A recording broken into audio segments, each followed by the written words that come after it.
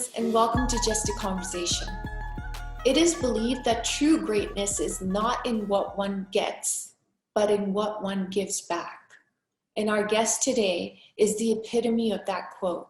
She's highly accomplished, and she has helped countless children obtain an education through her foundation, Angel-xpress. Let's welcome the wonderful Anubha Sharma to Just a Conversation. Anubha, to say that we are honored to have you on our show is an understatement. You are literally a real hero. So please tell us what drove you to begin volunteering in slums of Mumbai. So I'm an ex-corporate professional. I worked in the corporate world for about 20 years. And I'd begun to feel kind of jaded, and I was looking for something different, wanted a break. So I decided to take a year off and explore other things, just give myself time out and chill with my friends and experience things that I'd been missing out on. So one of the things I decided to try was check out volunteerism. That had been something that had been on my mind as something that I'd like to do once I retired. And I said, maybe that's just a thought in my head. Maybe if I tried out for real, I wouldn't enjoy it. So why don't I check it out now?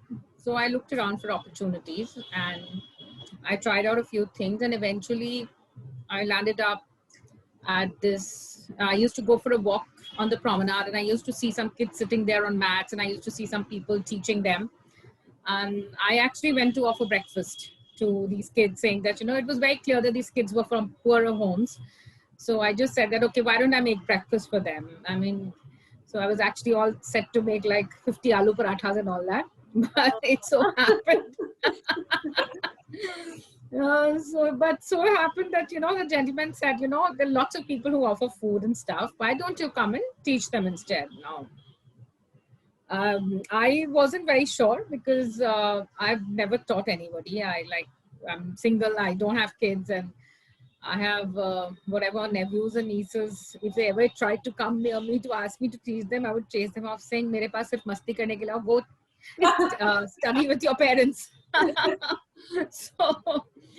But I started. I said, okay, let me give it a shot. I started, and once I started interacting with the children, I realized it was fun. My day was beginning on a very positive note. The kids were entertaining. They were like naughty, and they'd be up to all kinds of nonsense. So they'd kind of, it was a very light and nice beginning to my day. And the other thing was that their keenness to learn was quite infectious. But what was sad to see was that they knew very little. Although they were all school-going children, they knew very little. So it just kind of broke my heart that, they're not going to be able to find any better futures than what their parents had. And it just seemed like a very sad catch-22 situation that they're not, there's nothing that is going to be able to lift them out of poverty, because clearly the institutional solution was failing. Although the government had organized schools for municipal schools, they were going to municipal schools, they didn't really have to pay fee, but they were learning nothing. So it just seemed like quite terrible. So that's how I started volunteering. That's where it started. So that's so commendable. And again, to repeat what Anjali said, you are literally our real life hero. Like, I've added you to my list of personal heroes. So tell me something. It's very difficult to leave the corporate world. Very few people are able to leave the corporate world and go into the nonprofit organization sector, go into that field. What was the ultimate drive and motivation, and the day that you decided that, this is what I want to do? For me, I think a lot of people today are taking the call to find things that are engaging them on more than a monetary level. So people are making decisions to do things which are satisfying them overall. I have met many such people because now I'm part of this NGO world, and I, attend conferences and stuff. And it's really refreshing to see younger people choosing this as a career option, knowing that, they could be making so much more money in other sectors, but then this is where their heart brings them. For me, when I was a kid, I was quite idealistic, and I wanted to be somebody who helped things go right. I was very impressed with the story of this gentleman I read, this French man who was living in Kolkata. I am from Kolkata, as in I grew up there. So this gentleman had picked up 5 kids off the streets, and Wow. he brought them up. And these kids were studying in the best school in the city, and they were doing so well in sports, and that's why they had been covered in a magazine. And I read that, and I read about that, and it seemed to me like such a heroic thing to do. He was somebody who's actually been Superman to a bunch of kids, and he changed their lives. And there were so many people who had, like, if I look around me, even I must have been some 15, 16, but even then I could see that there were so many people around us who had excess money, more money than they could possibly use, but nobody had taken those decisions. It was such a rare thing to see. Right. And it really left an impression on my mind that, that it is possible to go beyond yourself and think beyond yourself and your family to do something very big for other people. But it's just a choice that you need to make. So that had left a very, very big impression on my mind. And when I actually took that time out, I kindly, I'm single, like I said. I have a very simple lifestyle. I believe in minimalistic living. I don't, I don't spend a lot of money, and it just seemed a foolish thing to do at that point. Like, I was really juggling with what does my life mean. I was struggling with what does my life mean. Should I continue to do something I wasn't enjoying anymore to make more money, which I was not really using? That had been kind of like a question in my head. And when I took a decision to sort of take a break and experience other things. So when this happened, so when I started teaching, what happened was one day I was sitting there, and there were a bunch of kids sitting in front of me, and it was like a Jan morning. So Bombay doesn't really have winters, but that day it was kind of chilly, and it was like 7 a.m. in the morning. So one of the kids says, "I'm feeling cold. Can I go sit in the middle?" And I looked around, and half the kids were wearing sweaters and jackets, and half of them were in two t-shirts, and they didn't really have anything warm. So it just felt like, I want to do something about this. So I reached out to a lot of my friends on social media. I said, guys, if any of you have clothes for kids between, 6 years to 14, 15 years, give me a call. This is what I'm doing, and I need warm clothes for these kids. And it was actually quite flabbergasting what happened next. I started receiving calls. Like, when I went to my car and I picked up my phone the next morning, I had some 22 missed calls. And I was like, who's calling me this early in the morning? So, and then I started getting calls, and it wouldn't stop. My phone wouldn't stop ringing for the next 10 days. Wow. More than 3,000 people called me to offer me help and support of all kinds.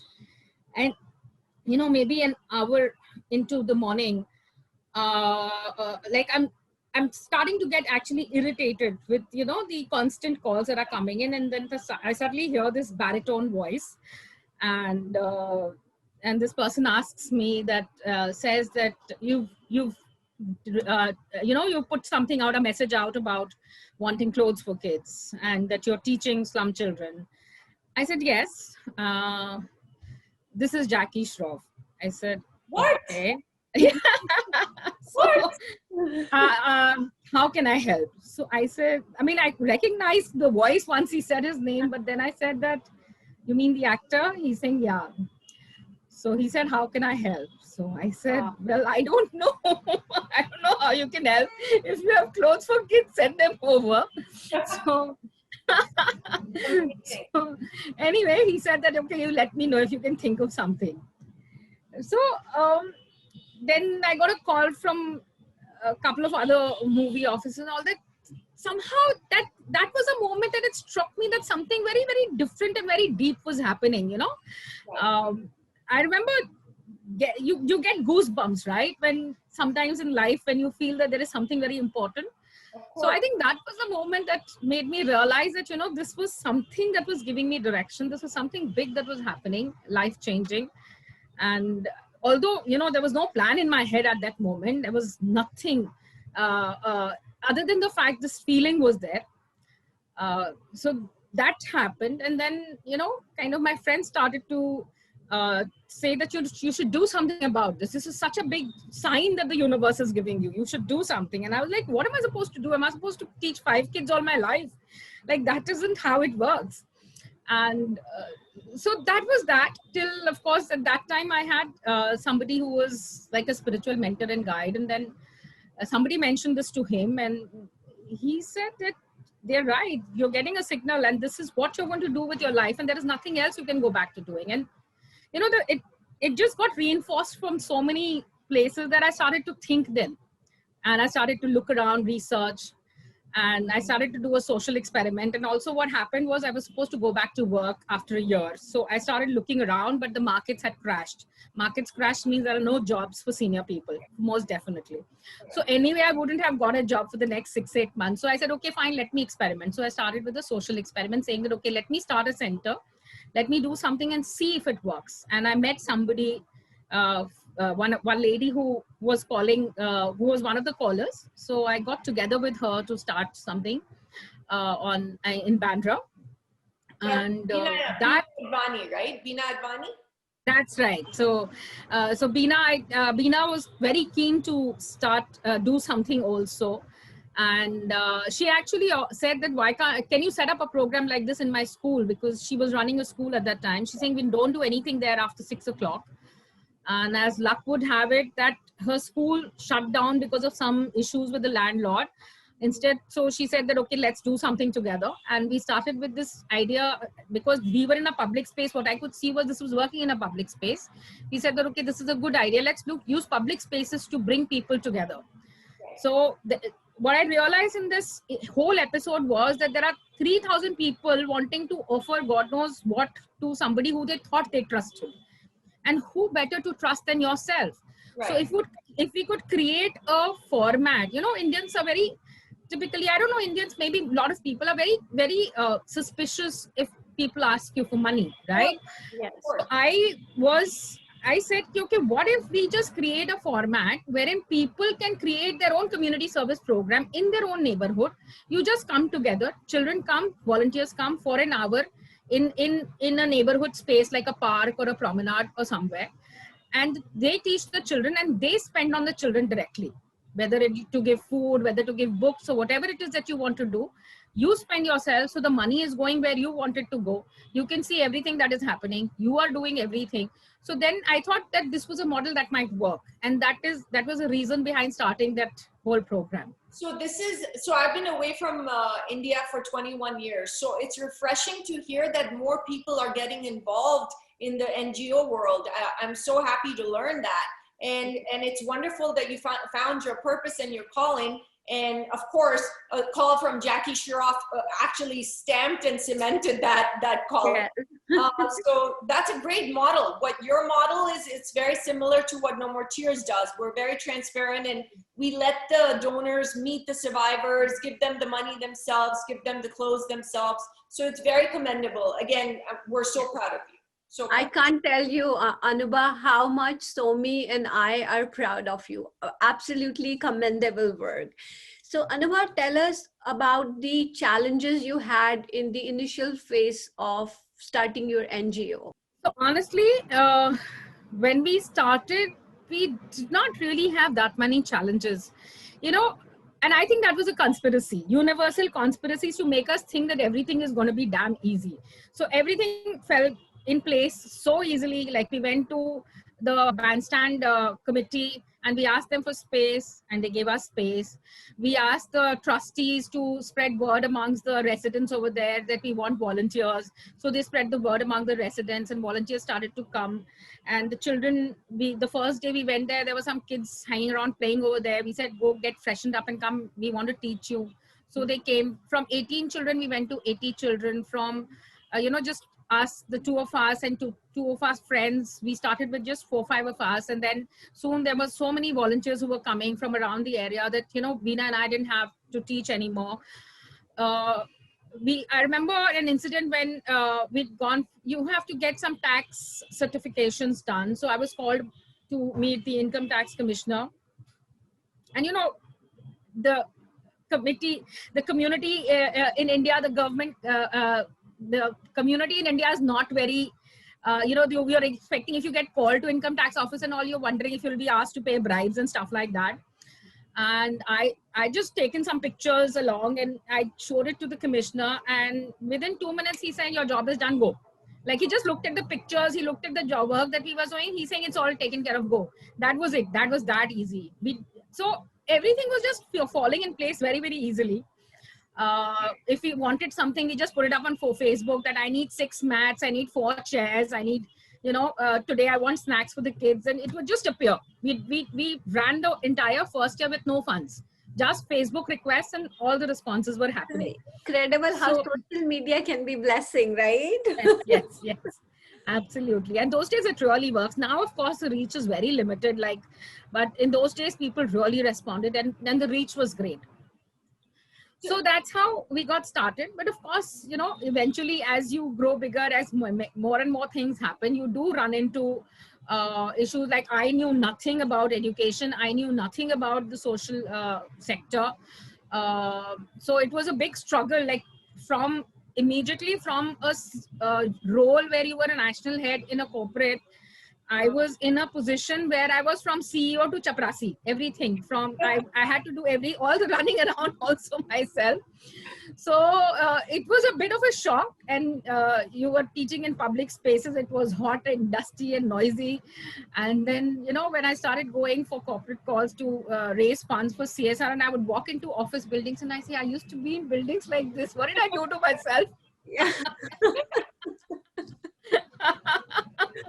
I know the feeling. I call myself the CEO and the plumber. Same. The life has a full 360-degree circle, right? Yeah.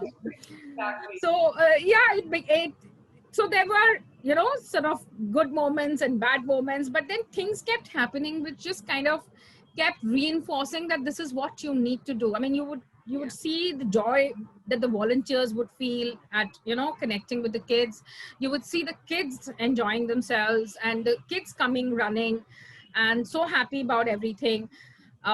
You'd see so much response coming to everything that it just felt so good to be doing this.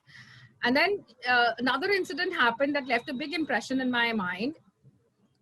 Very soon after I started Angel-xpress, a journalist friend of mine and I were in town, and he just said, let me introduce you to somebody interesting.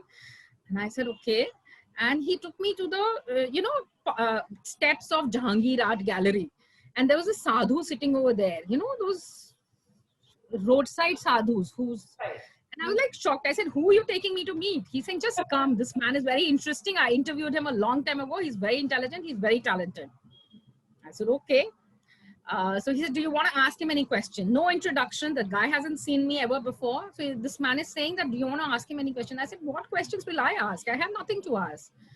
So then he says, Acha Babaji, you tell her what you think you want to tell her. So he just said, hold out your hands.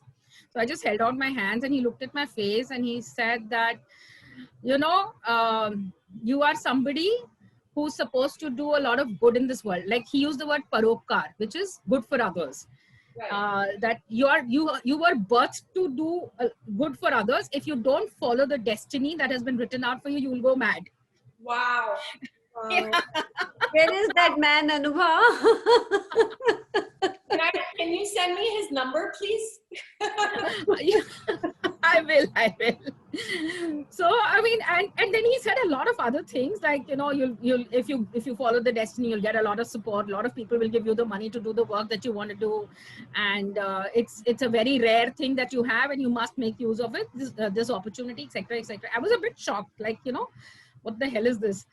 But anyway, so that also left a deep impression. So that kind of, these little incidents, they just kind of kept cementing the fact that, I am on the right path and I should be going ahead and doing this, even though there were many doubts along the way.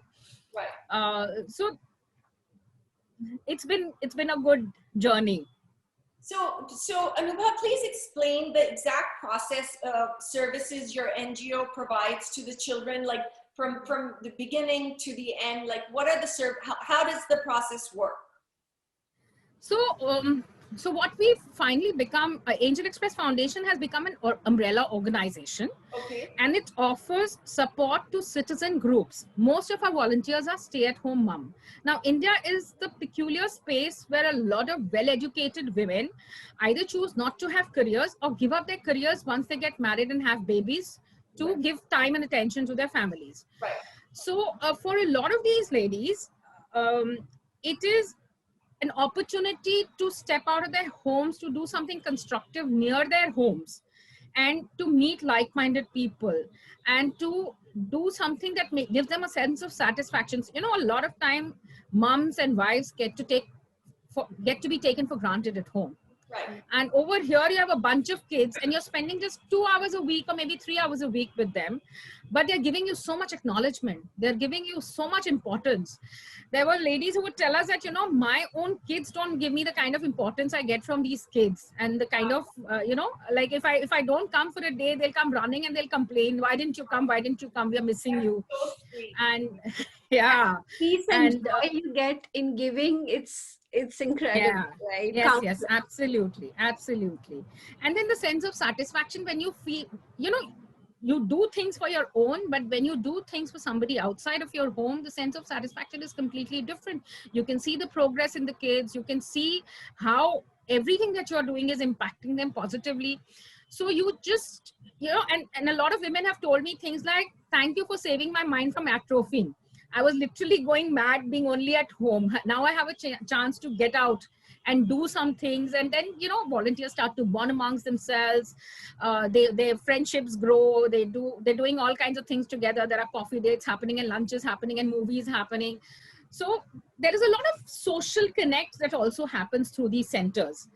So it's like a lot of things that take place to make life richer for a volunteer. And for the children, of course, there is we've taken admission for children from grade 2 right up to, we were teaching up to grade 8 earlier, then we extended to 10, now we've extended to 12, and we are going to continue to handhold children till they get into college, finish college. Wow. So yeah, that's the plan, because what we realized was that we're letting off kids when they need our help even more, because the world is very confusing out there. They don't know what to do.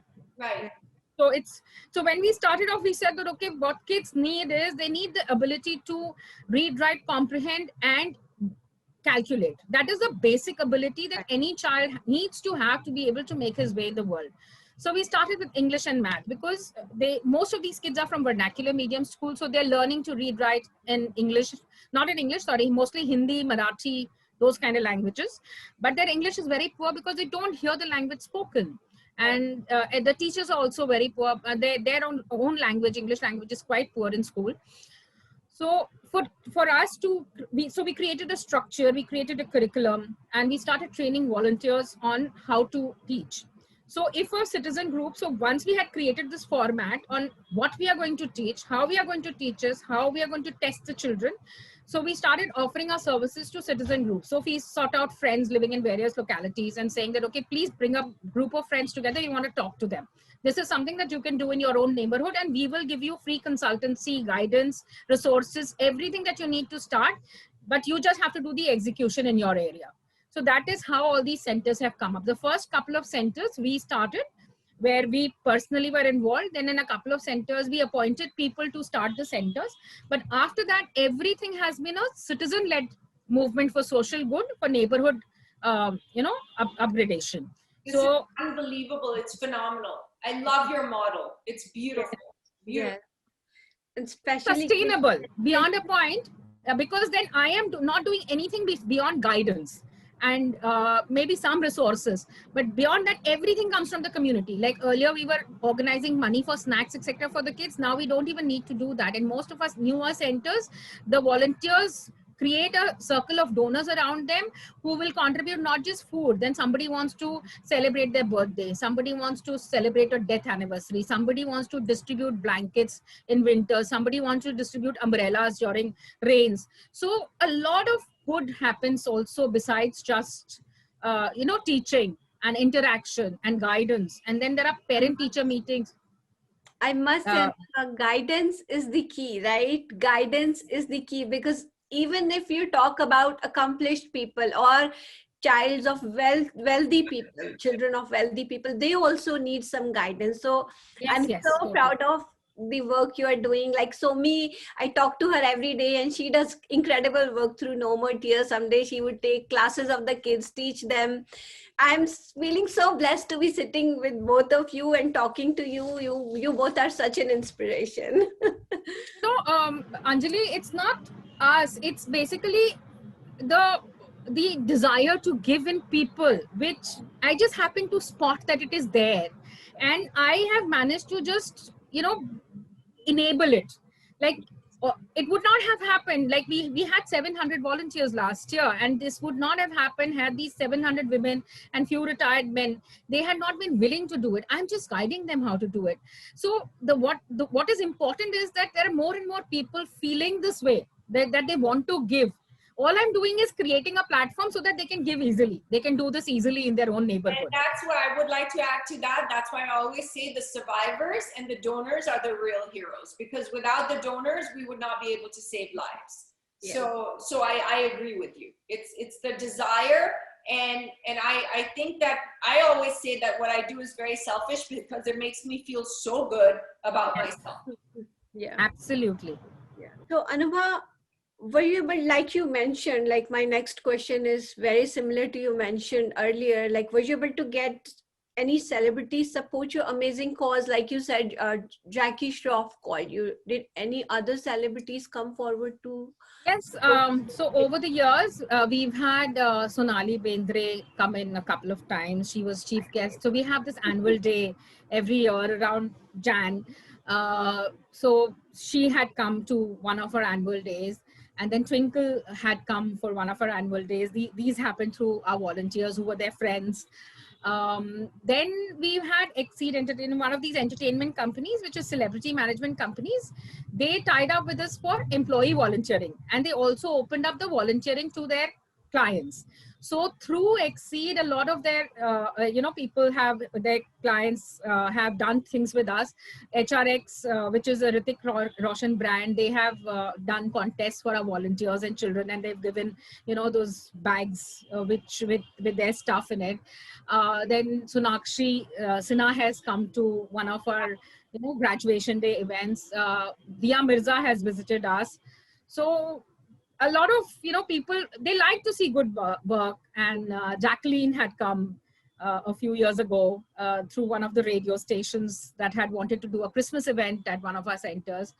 So I think when people get to know that there are things happening, then I think it automatically just kind of things fall in place. So it's been good to receive support from these kind of people, because they have so much eyeballs. And it helps reach out to a much larger audience, and people get attracted, and then they look us up and they see what we are doing, and then we get more volunteers. So it's very helpful when things like this happen. A lot of people all these celebrities. That's pretty amazing. Wow. Very amazing. That's wonderful. Yes. Wonderful. So I want to understand. So these centers are in various places in Bombay, in Mumbai, correct? Now, what is the funding process? How do you raise funds to keep this sustainable? Because there needs to be maintenance of the centers. There are other aspects involved in keeping this sustainable. How do you do your fundraising? We have a very low cost model. Our centers are not really centers. There is no physical space. What happens is volunteers and children come together in a public space for an hour, largely in public parks. Okay. So Bombay, unfortunately, has a lot of public parks that are in close in community spaces. There are in close proximity to both slums and high rises. Okay. So we choose parks which have typically a pagodas to shade people from the sun and rain. And then that is where the volunteers come together, and children are also invited to come there. So it has a lot of benefits. One, it's open spaces. People love going to open spaces. Right. If I'd asked volunteers to go inside slums and teach, or inside schools and teach, schools, typically government schools, are very dreary spaces. Yeah. I don't think I would have managed to find too many volunteers. But because you're asking them to go out into an open space, into a garden where they can breathe, where they enjoy enjoy being otherwise also, they are enjoying going there. And for children also, stuffed into tiny rooms in their homes and stuffed into classrooms, for them also it's like a breath of fresh air when they are able to go and sit in a garden space. So there is no maintenance required. So our model is a very low cost model. Of course, there are other things to be paid for, and there are teams, etc., that manage the entire thing. So it is a combination of corporate social responsibility funds, which we have had a lot of corporate supporting us for a great many years. Larsen and Toubro, Raymond, Matrix Entertainment, M. Moser Associates are a few of the names which have been supporting us for many years. Besides this, there are a lot of individual contribution also, where people choose to contribute. It could be as little as 500, it could be a lakh. But there are individual donors also who donate pretty regularly. And the best part is that we have a lot of volunteers who are connected with either philanthropists or corporates in one way or the other. Like, somebody's husband is working for some organization, he puts us onto the CSR, and that is how, we are able to make a pitch and get some funds in. So it's a wholesome model that is actually working for us in multiple ways. Excellent. That's excellent. So, Anubha, can you give us one or two success stories for our audience to learn about your excellent work? So our kids, so we don't have success stories of how our kids have gone on to do good jobs as yet. Although some of the kids have reached into college, we started a scholarship program this year in which we have selected about 30 children who've scored over 80%. We are providing them with coaching, and some of them we feel are good enough to be able to sit for various entrance exam and maybe get into professional careers. So those stories will happen over years. But right now we've had cases like, there was a girl, so a friend of mine is a film producer, and he was making a film on, he needed a child from this background for one of his films, and he reached out to me saying that, are you okay if we do our casting? So, their agents came and checked out our kids, and some of the kids who were interested, we said, you're free to, sort of connect with them. And so one girl got selected, and she played the lead role in one of the movies. It was called Jhalki. It was on Kailash Satyarthi's work. So this girl got to act in a movie, play the lead role. And then there is another boy who sings very well. So there was a music school from where some volunteers had come to, work with the children, and then they recognized the talent in this boy. And then he got free admission into the music school, and he's been trained in classical music by them. And now he's performing on stage with this band. So yeah, we've had, stories like that, because children come into, they're being noticed because they're getting a lot of opportunities. So our centers are not just about studying. We let all kinds of people work with our kids. Like I said, music school volunteers came. There are art classes, there are dance classes, drama happening, all kinds of things happen to give the kids a wholesome experience. We also ensure that we take them out for movies and museums and, all kinds of places where they would enjoy being with, because then that is linked to their attendance. If you don't have good attendance, you don't get to do fun activities. So that kind of keeps a little balance. Kids will be kids. They'll tell their parents they are coming to the garden, and they'll go play, and they won't come and sit in the class. Yeah. So, that's a good motivation, actually. So where do you see your foundation in the next 5 to 10 years? What is your vision? So Somi, I think the potential last year we had 2,200 kids. This year we've been able to activate about 1,500 kids, because it's an online model, and kids don't have mobile phones, they don't have data connectivity. So those issues, so somehow we managed to, get about 1,500 kids activated, but a lot of our kids were not able to do any classes at all. I feel that the potential is for millions of children to get covered by this program. You just have to be able to train more and more volunteers to be able to come on board.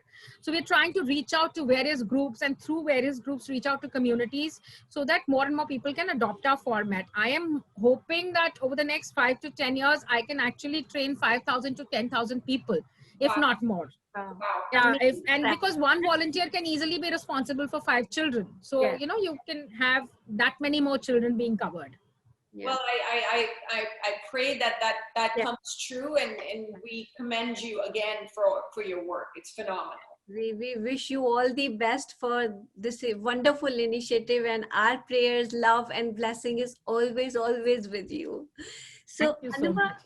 do you get emotionally attached to these children? I mean, it's hard to, not considering them, thinking about their vulnerable background. It's not possible not to get attached. So while I'm not directly dealing with children too much, I don't teach physically, but you get to hear so much about, what's happening. People share notes that the kids have written to them. People describe how the child has behaved with them. People talk about how the mothers and, fathers have, sort of what they were saying, how they were expressing their gratitude. So it is very touching. I mean, there is no way you can continue to do this work without being, sort of moved by what you're doing. It would be impossible, because that is the only real compensation, especially for the volunteer. It's the acknowledgement that they are getting, that is giving them the motivation to keep going. And I think to a large extent it is the same for me, to see the children growing. I mean, when I saw the first time result, like last year, I think almost 50% of our kids who'd appeared for board exams had cleared above 80%. Wow. So This- that was great, because I don't think that is an average otherwise. Wow, that's unbelievable, unbelievable. So, so you said the model of your foundation is all volunteer based, but do you have any paid staff? Yes, we do have. We have. So, like I said, we initially few centers we had people managing them. Okay. We hired people to manage the first few centers while we were setting the format, and then of course there is the program team which keeps the day-to-day things going. We had a curriculum manager, we had trainers. Then we decided to add life skills to our curriculum. So we had somebody designing the life skill format and sort of training our volunteers. So yeah, there are people on roll. I think about 25 people on rolls we So have. what is your percentage of your administrative costs? So program cost is not administrative, like the program team which actually manages the program is different. So administrative cost would be, I think, around 8%, 7-8%, Oh, that's very which low. is just pure logistics. Yeah. Absolutely. But the program, then you add the program cost, and then there is a cost of whatever we are spending directly on children, and the cost that is at the centers, whether there is staff or whether there is you are buying books and you are buying food and all the stuff that you organize also. So that included, our budget is in the range of about 1.4, 1.5 crores. Okay, well, definitely expect a donation from myself coming to you. Because Yes, Thank you I so was much. about to ask this, Anubha, like if someone want to support your Angel-xpress, how can they reach out to you? So they can reach out to us through our website, which is www.angelxpress.org. There is no E in the express. It's We'll ANGELXPRESS.org. put the link in our bio also. Yeah. Yeah, and we are there on Facebook and Insta. You can message us. And my email ID is anubha.axf@gmail.com. Feel free to Awesome. write to me at any point of time. So Anubha, tell us about your fondest memories with the Angel-xpress. I think, a couple of things that felt like gifts to me almost. Like, I think a couple of years after we started, so I knew somebody who's in a band. They live in Bangalore. The band is called Swaratma. So we were actually planning to have our annual day. We were trying to figure out an annual day, or the annual day had actually just happened, and I'd run into somebody who was managing one of the largest nightclubs in Bombay. And she said, we'd like to do a charity show if you can organize a band. And I was like, I don't know how this guy's name came up. And I just messaged him saying that these guys are offering us a space. Do you think you guys can make it? Will you guys play for us? And he said, yeah, absolutely. And then they started discussing dates, and this lady gave us a block of dates, and these guys said that, okay, fine, if we are able to find any gigs near Bombay or in Bombay, then you don't even have to pay for our flight. We'll just come and play for you. So that is how this whole thing started. So they managed to find a gig to Bombay. I only had to pay one-way ticket for them to go back. And then as the dates kept getting discussed, it just so happened that I mean, I am not involved. I'm not even part of the discussion. I'm just seeing the discussion happen. And they decided on my birthday to have the Oh, concert.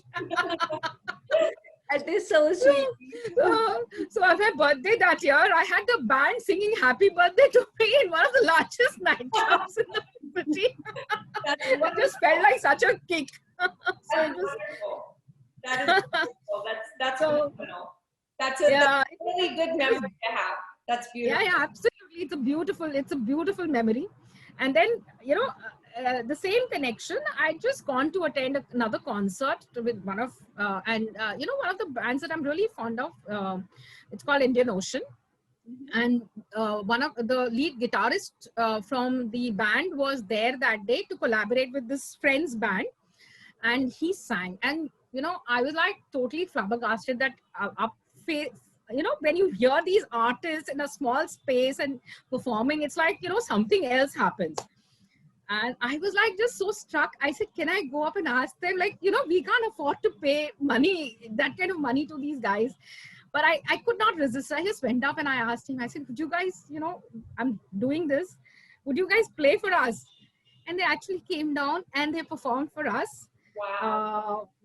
In 2019 Jan, they performed for us. And I cannot tell you what a high that was for all of us, all our volunteers. It was such a fabulous concert. I mean, an organization like us, like we Chotu, one organization, and to have a band like Indian Ocean come and play for us, that was like, wow. Do you have any footage and recording of those concerts? Yes, I would have. Share it with us. We would love to add it. So, I will send it to you. Tell me, like, so I'm a victim advocate and I work hands-on with the victims. And, by the time I get home around 9 o'clock at night, I'm like dead tired. Like, it's very draining because I'm dealing with human trafficking and sexual abuse. I have ways to unwind. I like to exercise. I like to listen to audiobooks. I binge watch Netflix. What do you like to do to unwind? I think pretty similar. I binge watch too. I read a bit though, although because of my glasses these days, I'm not able to read that much.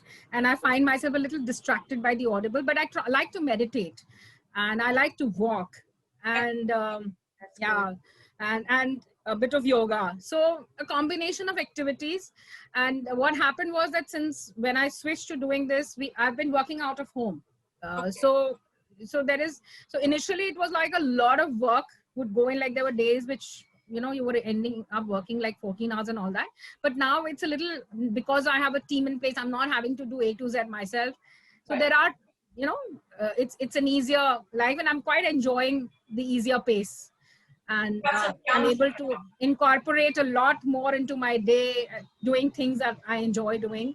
And of course, binge watching is one of the things I love doing. What's the last thing you binge watched on Netflix? I'm watching The Good Doctor currently. And is that the kid who has yes, autism? Autism, right. I've heard wonderful things about that. I'm gonna look into that. Yeah, it's fun. The first season is fun. I don't know. I mean, these things start to drag a bit after that, but it's all right. And I've watched a lot of strong women kind of series. The Good Fight and The Good Wife. I love that. The Good Wife. Oh, yeah, that one is really good. That was very good. That was very good. All right, so it's good that you have some downtime and you get to unwind. That's great. Yes. I want to take a moment before we let you go, that I want to thank our friend Sonu Bilani for introducing us to such a hero, such an amazing woman. Yeah. And I really, really thank Sonu for bringing you Thank you, Sonu. We love you so much. Thank you, Anubha, for your time. Thank you for what you're doing, and God bless you. And definitely share all the links on WhatsApp for your foundation. We're going to post them everywhere, and you will be receiving a donation from me personally very soon. Yes. Thank you so much. Thank you, Anubha. I wish I could hug you in person for the work you are doing, but I'm sending virtual hugs. And I'll be doing my bit too. Thank you. Take care. Thank you, ladies. Thank you. It was wonderful talking to you all.